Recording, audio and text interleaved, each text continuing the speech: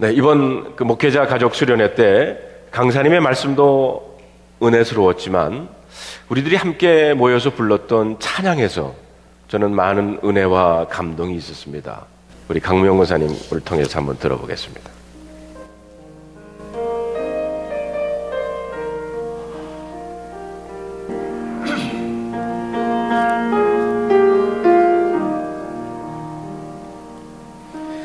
넘지 못할 산이 있거든 주님께 맡기세요. 넘지 못할 파도 있거든 주님께 맡기세요.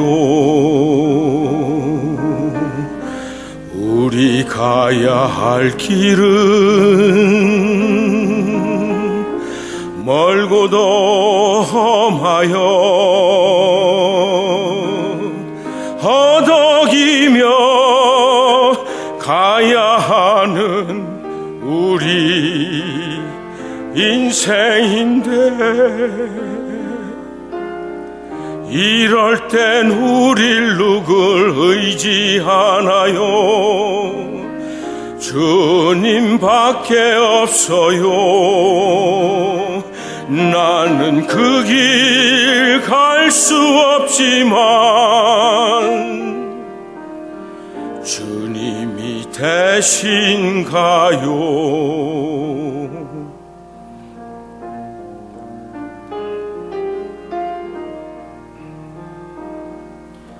참지 못할 분노 있거든 주님께 맡기세요. 참지 못할 슬픔 있거든 주님께 맡기세요. 우리 살아갈 길은 눈물의 골짜기 내 힘으론 참지 못해 늘 흐느끼네. 이럴 땐 우릴 누굴 의지하나요?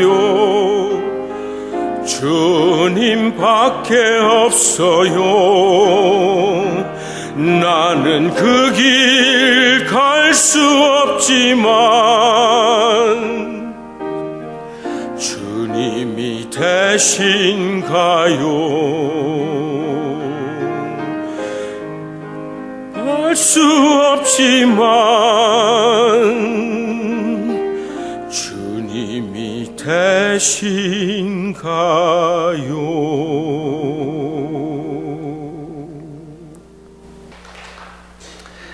목회자들이 모여서 무슨 얘기를 했겠습니까?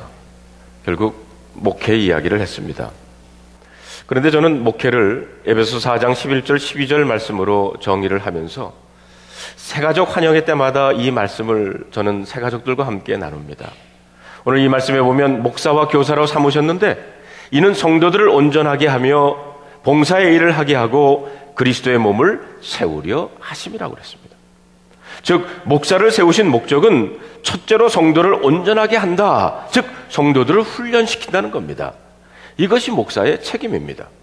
그리고 성도들로 하여금 봉사의 일, 즉 사역을 하게 하는 것이고요. 그래서 목사와 성도가 함께 그리스도의 몸인 교회를 세워나가는 겁니다. 하나님께서는 여러분과 저로 하여금 교회를 세우는 일을 위해서 부르셨다는 겁니다. 그런데 참 이상하게도 하나님의 부르심은 늘 하나님 크기의 사명이라는 겁니다.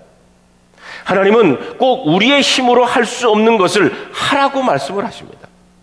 혼자의 힘으로 할 수 없는 것, 하나님이 도와주지 않으면 할 수 없는 그런 사명을 우리에게 주십니다. 그래서 이 찬양이 크게 은혜가 됐어요. 넘지 못할 산, 참지 못할 슬픔 우리들에게 있습니다. 그럴 때 주님께 맡기라는 겁니다. 우리가 가야 할 길은 멀고도 험하며 내 힘으로 감당하기 어려울 때 있는데 이럴 때 누구를 의지합니까? 주님밖에는 없습니다. 나는 나 혼자는 그 길 갈 수 없지만 주님이 함께 하시면 가능하다는 겁니다.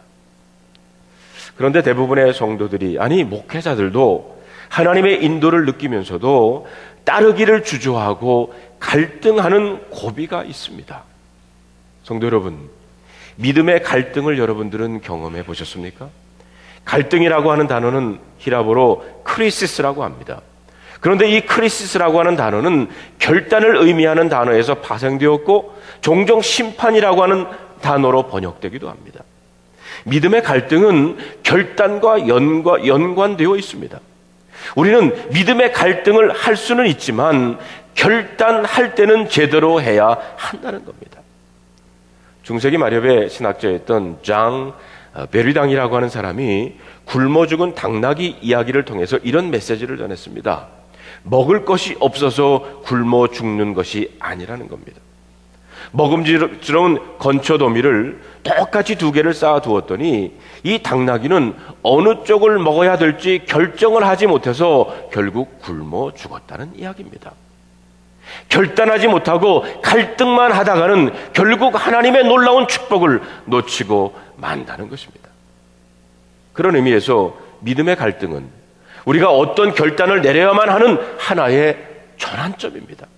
그리고 이 전환점에서 어떤 반응을 보이느냐가 우리가 하나님의 크기의 일을 경험하느냐 아니면 그저 아무 일 없던 것처럼 우리가 가던 그 길을 계속 가느냐로 갈라지게 된다는 것입니다. 어떤 사람은 하나님의 말씀을 듣고 그렇게 해야 되겠다는 생각은 하지만 그렇게 하다가는 자신이 손해볼 것 같고 또 그렇게 하다가는 많은 희생을 감수해야 될 것 같아서 결단하지 않고 그냥 피해가게 됩니다.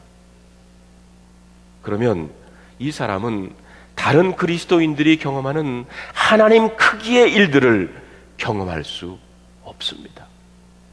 그러나 반면 어떤 사람은 하나님의 말씀을 듣고 주저하고 갈등하기는 하지만 결국에는 하나님의 말씀을 따라 가기로 결단하고 순종합니다. 그러면 이 사람은 그때부터 하나님 크기의 일을 경험하게 되는 줄로 믿습니다. 여러분들은 이런 갈등의 자리에 서본 적이 있습니까?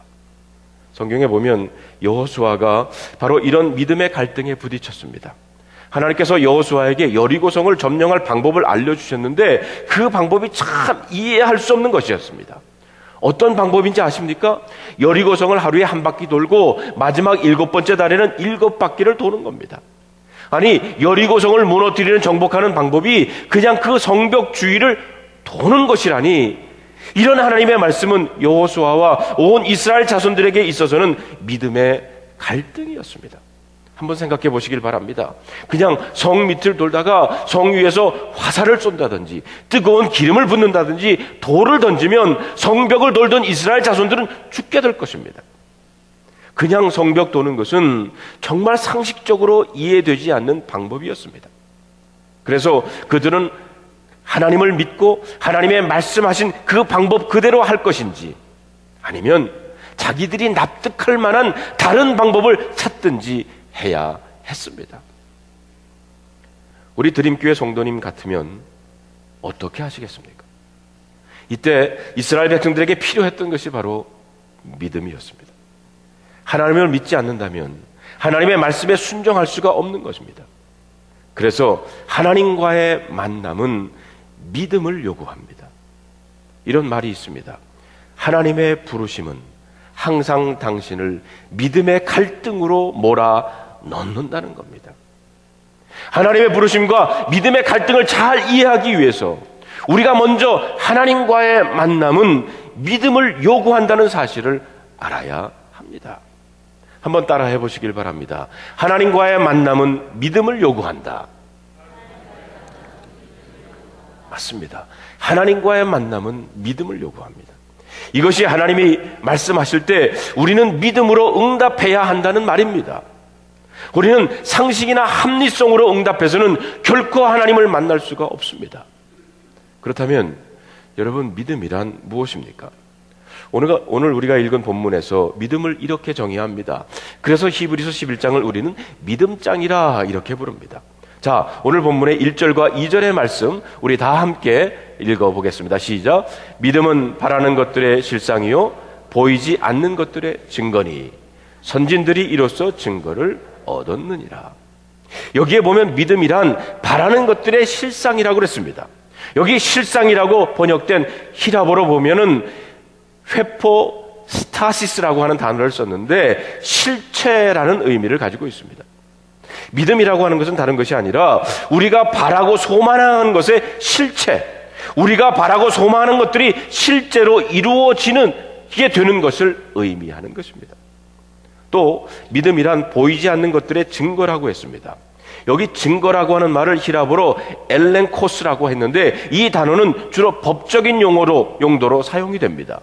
이 단어는 객관적인 증거 혹은 증명이라는 의미를 가지고 있습니다.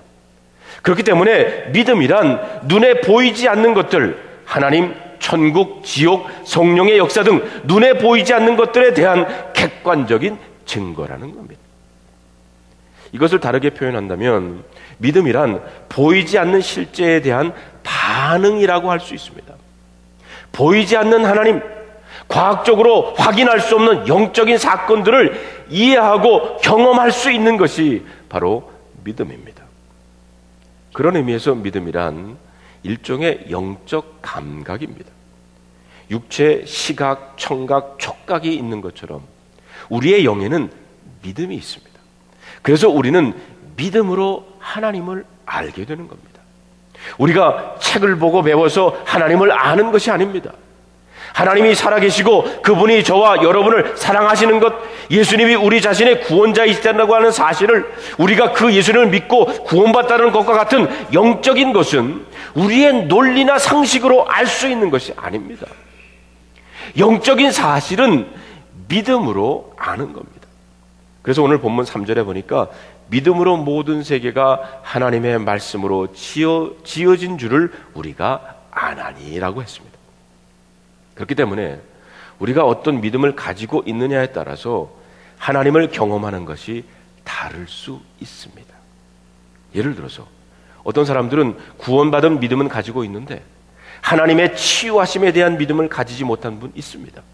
그러면 이 사람들은 성경에 주님이 병자를 치유하셨다는 사실을 지식으로는 알 수 있지만 치유의 능력을 믿지 못하기 때문에 하나님의 치유하시는 능력을 실제로는 체험해보지를 못합니다. 성경에 보면 예수님이 12년 혈루증 앓던 여인이 내가 예수님의 뒤에 와서 옷자락만 만져도 내 병이 날 것 같은 그 믿음을 가지고 만졌어요.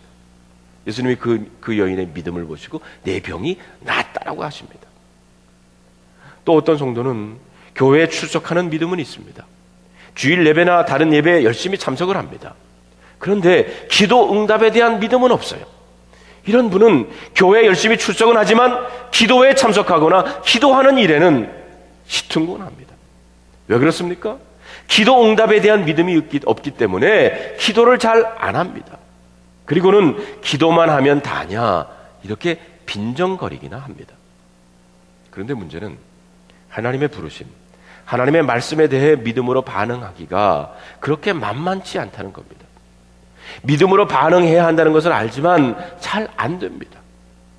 왜냐하면 그동안 우리는 사실 믿음보다 우리는 상식으로 살았고요. 경험이나 습관에 따라 살아왔기 때문입니다. 그래서 평소에는 믿음이 있는 것처럼 보이다가도 어려운 문제가 닥쳐오면 금방 상식으로 경험으로 돌아갑니다. 누가 반대하는 이야기만 하면 하나님의 말씀은 온데간데 없어지고 그냥 사람의 말을 따르게 됩니다. 그러다 보니까 우리에게는 하나님의 역사가 일어나지를 않는 겁니다. 그러나 여러분, 우리가 정말 하나님을 만나기를 원한다면 누가 뭐라 해도 우리는 믿음으로 반응해야 될 줄로 믿습니다. 그렇다면 왜 하나님은 우리에게 믿음의 반응을 요구하십니까? 왜 그렇게 믿음을 찾아야 합니까? 그것은 간단합니다. 하나님은 우리의 믿음을 통해 하나님 크기의 일을 나타내시고 그 일을 통해 이 세상에 하나님 당신 자신을 알리기를 원하시기 때문입니다. 한번 생각해 보세요. 세상이 어떻게 하나님을 알게 됐습니까? 그것은 하나님만이 하실 수 있는 일이 일어날 때입니다. 사람의 능력으로 절대로 할 수 없는 하나님의 역사가 나타나게 되면 사람들은 하나님의 살아계심을 알게 됩니다. 어떤 사람들은 이렇게 말합니다. 하나님은 절대로 내가 할 수 없는 일을 시키지 않을 것이다. 그러나 저는 그렇게 생각하지 않습니다. 하나님은 언제나 제가 아무 갈등도 없이 그냥 쉽게 해낼 수 있는 것을 말씀하신 적이 없으십니다. 성경에 보면 하나님이 주시는 사명, 하나님의 말씀은 항상 하나님 크기의 것들이었습니다. 하나님은 이 세상에 하나님의 자신의 본질과 힘, 그리고 공급하심과 그리고 그분의 사랑을 나타내시기 때문에 하나님이 주시는 말씀은 언제나 사람이 할 수 있는 범위를 넘어선 것들이었어요. 그것만이 하나님의 사람들과 이 세상이 하나님을 알게 되는 유일한 방법이기 때문입니다. 성경에 보면 믿음이 아니고는 도저히 이해할 수 없는 일들이 많이 나옵니다. 예를 들면 아브라함의 경우를 봅시다. 원래 아브라함에게는 아들이 없었습니다.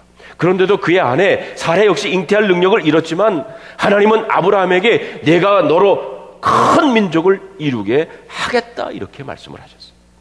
또 하나님은 80이 다 된 할아버지 모세를 찾아가 가지고 그것도 이스라엘 자손을 애굽 저 바로의 손에서 건져내 가지고 가나안 땅으로 인도하라고 했습니다. 또 하나님은 기드온에게 300명의 군사를 가지고 10만 명이 넘는 거대한 미디안 군대를 물리치라고 말씀을 하십니다. 그것만이 아닙니다. 예수님은 제자들에게 보리떡 5개, 물고기 2마리를 밖에 없는 제자들에게 5,000명을 먹이라고 말씀을 하십니다. 별로 배운 것도 대단한 배경도 없었던 저 갈릴리 여부들에게 모든 족속으로 제자를 삼으라고 하십니다. 지금 제가 열거한 어느 것도 인간의 힘으로는 불가능한 것들입니다. 그런데 왜? 하나님은 그런 것들을 말씀하셨습니까? 그것은 하나님의 사람들이 하나님을 알도록 하기 위해 그리고 이 세상 한가운데서 하나님의 능력을 보여주시기를 원하셨기 때문입니다.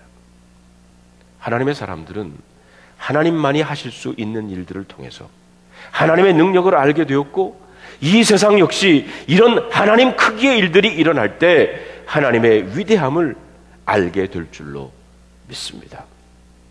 성경에 보면 하나님의 능력으로 홍해가 갈라졌을 때 그 바다를 마른 땅처럼 발로 밟고 지나간 이스라엘 백성들은 하나님이 어떤 분인지 분명히 알게 됐습니다. 그리고 애굽의 모든 사람들도 과연 하나님이 살아계시고 전능하신 분이시라는 사실을 알게 됐습니다. 우리가 알다시피 다니엘의 세 친구 사드락과 메삭과 아벳느고가 느부갓네살 왕이 큰 금 신상에 절하라고 했을 때 그들이 거절을 하지 않았습니까? 화가 난 이 왕이 맹렬히 타는 불 가운데 그들을 던져 넣으라고 합니다. 그때 그들이 이렇게 말합니다. 우리가 섬기는 하나님이 계시다면 우리를 맹렬히 타는 풀무불 가운데서 능히 건져내시겠고 왕의 손에서도 건질 것입니다. 그리 아니할지라도 우리는 결코 절하지 아니할 줄 압니다. 이때 하나님이 어떻게 하십니까? 그들을 불에 던졌던 군사들은 불에 타 죽었지만 하나님은 이 3명의 믿음의 사람들을 구원하셨습니다. 이때 이방 나라의 왕 느부갓네살 왕이 하나님의 위대함을 알았고 누구든지 하나님의 이름을 경솔히 대하지 못하도록 전 나라에 조서를 내리게 됩니다. 사도행전에서도 마찬가지입니다. 거기에 보면 하나님의 크기의 일들을 일어나게 되었을 때 수많은 사람들이 하나님께로 돌아왔어요. 하나님께서 베드로와 요한을 사용하셔서 성전 미문에 앉았던 한 안진뱅이를 예수 그리스도의 이름으로 치료됐을 때 5,000명이 넘는 사람들이 예수님을 믿게 됐습니다. 하나님이 또 베드로를 사용하셔서 드로가의 죽음에서 살아났을 때 온 요빠의 사람들이 이것을 알고 많은 사람들이 주님을 믿게 되었다고 그랬어요. 하나님은 하나님 크기의 일을 통해서 하나님 자신을 저와 여러분들에게 그리고 세상에게 나타내기를 원하십니다. 그래서 우리에게 믿음을 요구하셨어요. 그런데 어느 날 많은 그리스도인들이 믿음으로 행하지를 않습니다. 그래서 우리 주위에는 하나님의 크기의 일들이 나타나지 않고 있습니다. 이것이 문제입니다. 우리는 너무 합리적이고 상식적이어서 믿음으로 살지를 않습니다. 그러다 보니까 하나님의 역사는 사라지고 사람들은 하나님 없는 것처럼 방황하고 있는 겁니다. 제 마음이 참 안타까운 것은 우리 시대에 믿음의 영웅이 사라지고 있다는 겁니다. 과거에는 믿음으로 기적을 체험한 사람들이 많았어요. 기도하고 병이 낫고 귀신이 떠났습니다. 성령이 임하고 사람들이 성령에 잡혀서 방언도 하고 예언도 하고 신령한 노래를 불렀습니다. 믿음으로 자신의 삶을 하나님께 헌신했습니다. 그런데 요즘에는 그런 하나님의 역사가 나타나지 않고 있습니다. 옛날 우리 믿음의 선배들은 믿음 하나는 끝내줬어요. 비록 가난하게 살아도 주님 때문에 기뻤고요. 비록 많이 배우지 못해도 하나님의 말씀을 들으면서 그 말씀으로 인해 눈물을 흘리고 감동했고요. 비록 힘은 없었어도 하나님의 일이라면 자신의 전부를 바쳤습니다. 그런데 그런 믿음의 영웅들을 요즘에는 정말 찾아보기 힘들게 되었다는 겁니다. 보십시오. 하나님은 절대로 우리의 말에 따라 움직이질 않습니다. 말을 잘한다고 하나님의 능력이 나타나는 것이 아니라는 겁니다. 하나님은 우리의 지식이나 경험에 속하지 않고 명확하게 믿음에 따라 역사하시는 분이십니다. 믿음이 하나님을 감동시킨다는 겁니다. 자, 오늘 6절의 본문의 6절의 말씀을 우리 다 같이 한번 읽어 보겠습니다. 시작. 믿음이 없이는 하나님을 기쁘시게 하지 못하나니 하나님께 나아가는 자는 반드시 그가 계신 것과 또한 그가 자기를 찾는 자들에게 상 주시는 이심을 믿어야 할지니라. 여기 보면 하나님을 기쁘게 하는 것이 바로 믿음이라고 했습니다. 하나님은 자신들의 지식이나 경험이나 연륜이나 직분을 기뻐하는 것이 아닙니다. 우리는 하나님의 살아계심과 또 우리가 그분을 찾을 때 실제로 우리에게 응답하시는 분이심을 믿어야 할 줄로 믿습니다. 우리의 믿음은 한 인격체인 하나님께 두어야 한다는 겁니다. 왜 오늘날 많은 사람들이 교회의 흥미를 잃어갑니까? 그것은 하나님 크기의 일들이 나타나고 있지 않기 때문일 것입니다. 왜 가족들이 예수 믿는 것을 주저하고 있습니까? 그것은 아마 우리를 통해 하나님이 드러나지 않기 때문일 것입니다. 보십시오. 세상에서 하나님의 백성들이 초라해질 때가 언제입니까? 그것은 하나님의 능력이 믿어지지 않을 때입니다. 하나님의 능력이 믿어지지 않기 때문에 성도들은 방황합니다. 하나님의 능력이 안 믿어지니까 교회 다니면서도 전보러 가고요. 하나님의 능력이 믿어지지 않으니까 기도하지 않습니다. 그리고 염려하고 걱정만 합니다. 왜 하나님의 백성들이 초라하고 그렇게 창피당할 줄 아십니까? 하나님의 능력이 안 믿어졌기 때문입니다. 그러므로 믿음의 가장 큰 문제는 자기 중심적이라는 겁니다. 자기가 못한다고 하나님도 못하실 것이라고 하는 생각입니다. 자기가 경험해보지 못했다고 그런 것이 어디 있느냐고 반문하는 사람들은 하나님 크기의 일을 체험할 수가 없습니다. 그렇다면 우리가 진정한 믿음의 사람이 되기 위해서 어떻게 해야 합니까? 우리는 오늘 두 가지 사실을 기억해야 합니다. 첫째로 우리는 우리에게 믿음이 별로 없다는 사실을 먼저 인정하고요. 그리고 하나님께 큰 믿음을 구해야 될 줄로 믿습니다.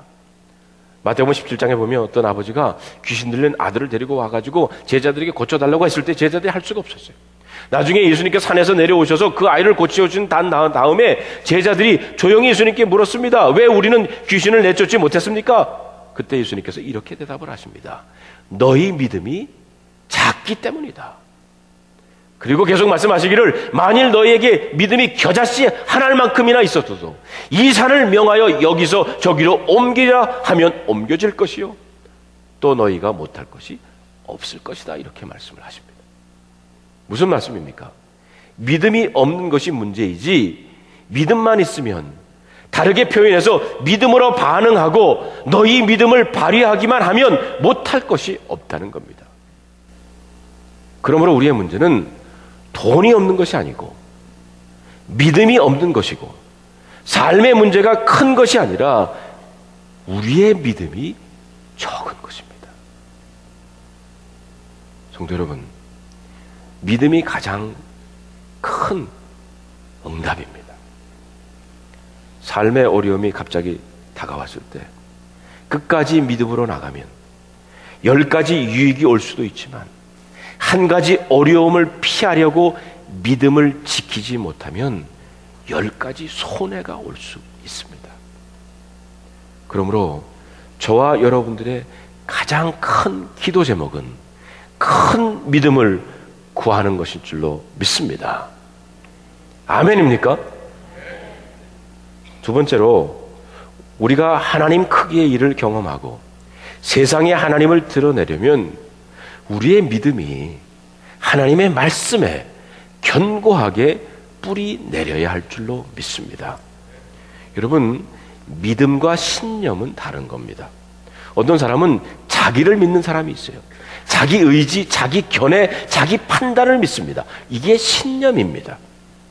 성경적인 믿음은 우리에게 말씀하신 분이 하나님이시고 그분의 말씀은 반드시 이루어진다는 것을 믿는 것입니다. CCC 교재에 보면 이런 예가 하나 나옵니다.